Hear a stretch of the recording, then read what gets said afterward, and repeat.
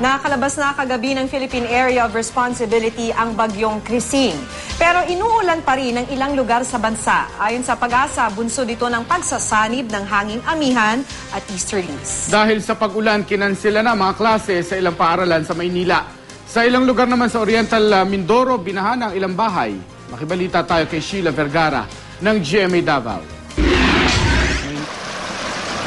Magdamag na inulan ang ilang bahagi ng Oriental Mindoro. Sa bayan ng Bako, umabot hanggang hita ang baha. Pumasok na nga ito sa ilang bahay.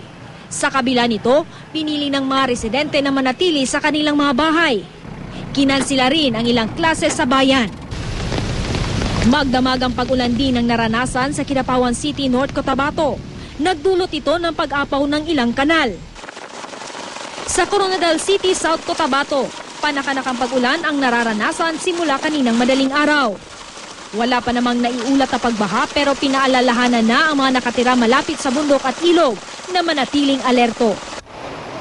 Binantayan naman magdamag ng mga residente ng ilang barangay sa Davao City ang mga ilog doon. Muli naman kasing tumaas ang lebel ng tubig dahil sa pag-ulan. Inulan din ang ilang lugar sa Kalakhang, Maynila. Nagdeklara na ng suspensyon ng klase ang ilang kolehiyo at universidad. Kinansila na rin muna ang ilang biyahe sa mga paliparan. Sheila Vergara, Nagbabalita, Pilipinas.